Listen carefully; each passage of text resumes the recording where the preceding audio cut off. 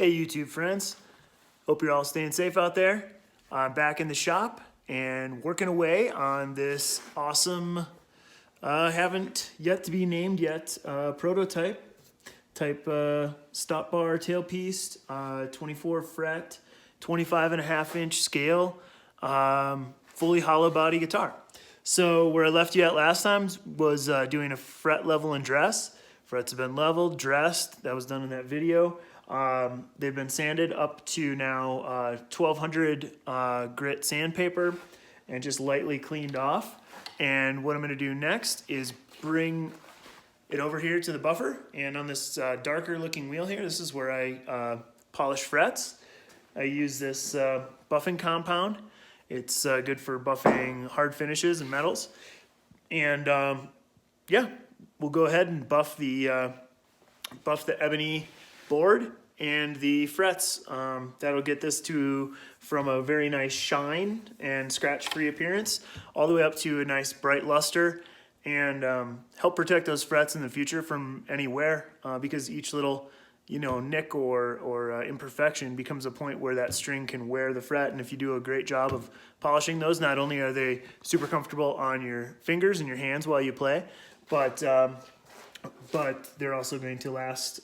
These are stainless, so I think that's a lifetime. It's a lifetime fret. So come aboard. I will find a place to mount this camera so that you can watch me while I buff this, and rock and roll. Here we go.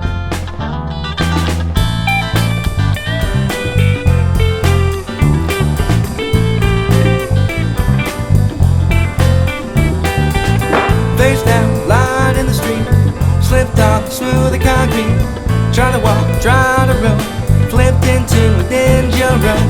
Didn't see that dog it do, blindly strolling right on through, smelling bad and looking rough. Life shouldn't have to be this tough. That's when you need some, that's when you gotta fight. Emergency, fun, fun, fun. Emergency, fun, fun, fun. Emergency, fun, fun, fun. Emergency, fun, fun, fun. Fun, fun, fun.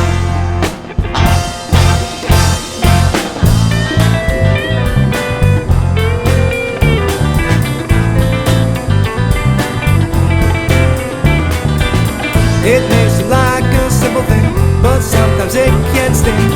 When life pokes a stick in your eye, don't sit down, you gotta try to stay on top of the game. Won't find the ropes, but it's all the same in the end or at the start. What you were doing, you were smart. That's when you need some, that's when you gotta find. Emergency, fun, fun, fun. Emergency, fun, fun, fun. Emergency, fun, fun, fun.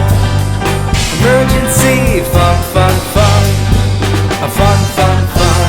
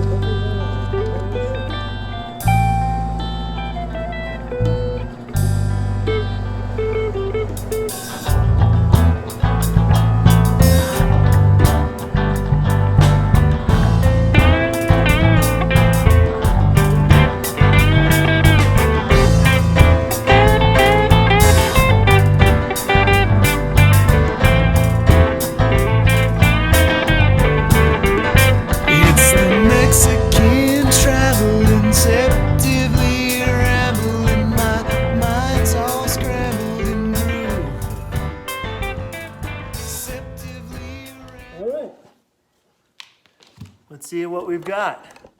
So, got two different wheels there, two different compounds. Let's see. This isn't the greatest resolution camera, but as I look over these frets with my eyes, they are looking pretty happy and smooth. I can see myself in at least some of them, and some of them have a little bit of that clay compound on them.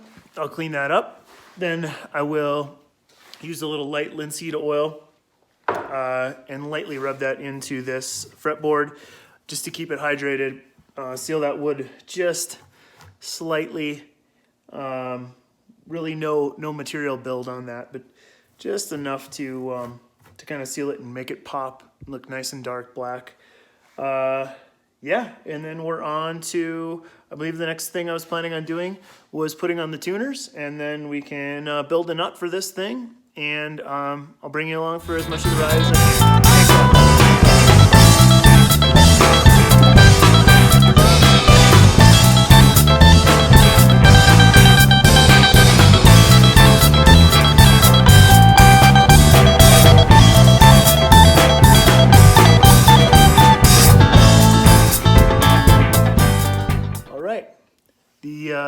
The fretboard's looking nice and shined up. You can see how dark it is.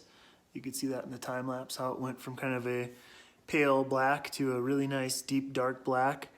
And that koa binding, you can see the curl popping on it really nicely. Frets are all nice and shiny. And yeah, she's looking smooth, feeling good. So I don't think I've showed off the back of this thing very much, but I just wanted to point out how nice this curly rosewood, or I'm sorry, curly mahogany neck is. And if you look carefully here, it's got a maple strip, but it's also got 2 veneer strips of koa in there as well.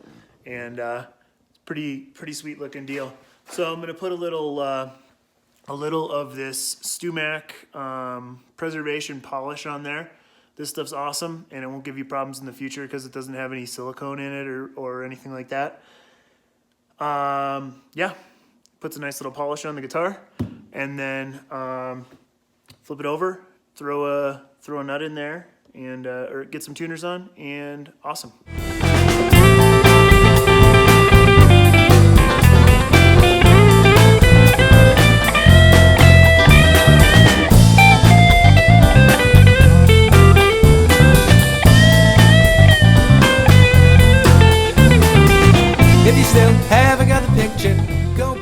All right, there we go. This thing's all polished up. This has a French polish style shellac finish on it. It's not the most durable of finishes, like a really heavy poly would be, but it also never inhibits the guitar from resonating or ringing.